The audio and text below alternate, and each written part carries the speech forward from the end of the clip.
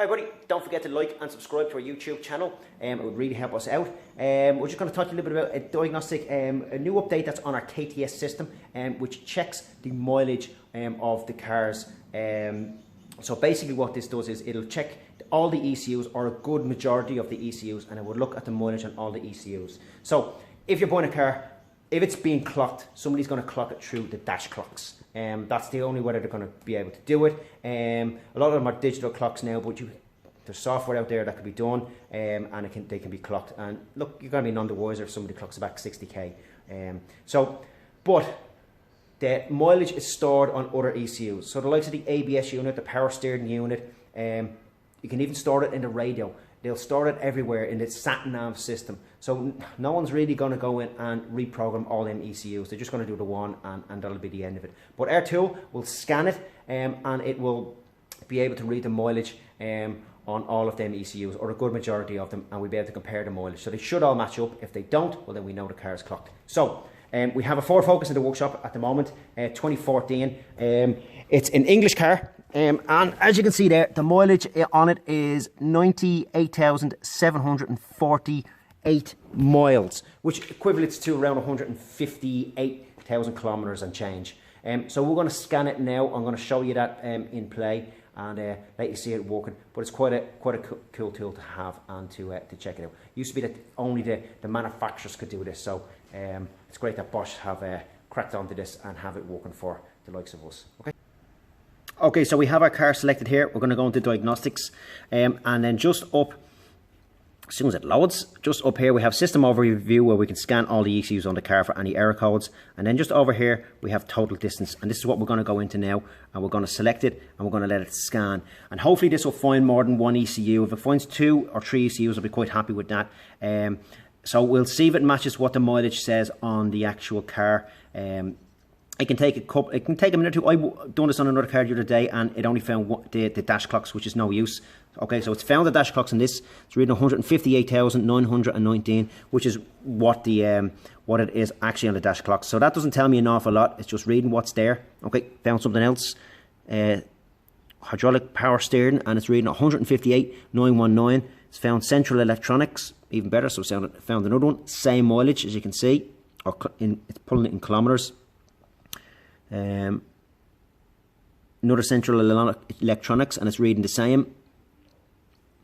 And then it's at the pulling up navigation system. Oh, that's even better. So it's pulled up navigation system 158,919. So all of them match. So this tells me that this car has not been clocked. Nobody's going to go through that effort in writing ECUs and having that information. So that's great that this has been it's come up with that. It's a great tool to have.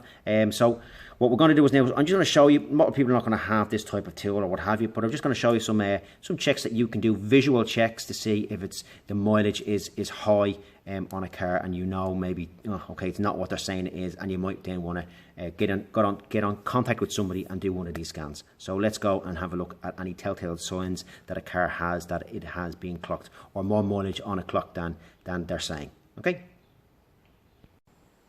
Okay, so let's have a look at some of the telltale signs. We'll start with the outside of the car. I'm not going to do underneath the bonnet. I'm just going to show you visual stuff.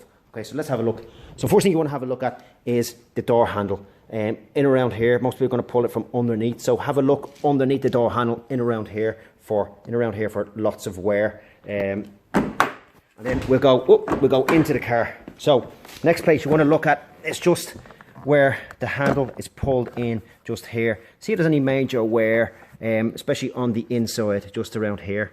Also up on the door handle up here to open the door, around this area. Also, look, because we're in Ireland here, most people we drive on the left hand side, so it's a right hand drive car. Most people are going to drive with their arm up here. So have a look around here for any unusual wear. You shouldn't get really any wear here, but if there is, it's a good telltale sign that there's been a bit more mileage on it.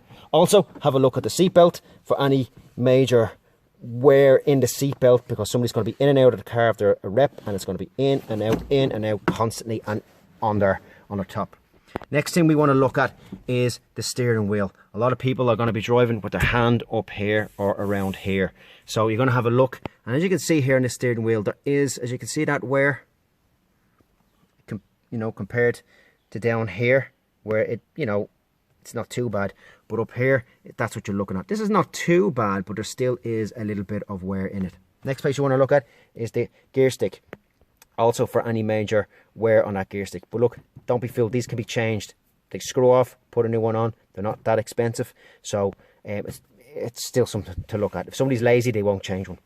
Also, your handbrake. It's not a great one to look at, but have a look at it anyway. No one's going to replace a handbrake, but have a look at that. Next place to look at is your center console, because somebody's going to sit here with their arm if they're doing long journeys, and they're going to be, you know, moving up and down and wearing it away, the leather. Have a look at that. The next place we want to look at is down at your feet. So down at the carpet. Now this has this has a mat in it, but you know, they can be changed easily. But just have a look underneath the mat in any way around here. See the wear? Have a look at that and see what that's like just down here. That can be a good indication as well. Next place is the clutch and the brake pedal. Now as you can see here, this clutch pedal, the rubber is missing. It's come off. And the brake pedal, there is a bit of wear in it. I don't know if it shows up on the camera just over here. So they're the two things you want to be looking at. But as you can see, you can replace these rubber pedals. They're not expensive. So if somebody wants to put in the time and effort, they can replace them, and it's going to trick you. But the accelerator pedal, you can't trick anyone with that. They're expensive to buy, so have a look at that as well. But they don't tend to wear. And other than that, they are the little visual checks you can do, and have the same look on the passenger side as well. Also look at the seat as well to see for any major wear, somebody's big fat arse in it or what have you. So have a look around and see if you're seeing any of them telltale signs and you're like, the mileage is quite low, but there's a lot of wear in these things. It probably is clocked, and then that's where this tool will come in and confirm it. But if everything else looks good, well then, you know, you're good to go. But there's some checks you can do, so I hope that helps. As I said, don't forget to like and subscribe to our YouTube channel. Hope this video helps you if you're out buying a car, and we'll see you on the next one.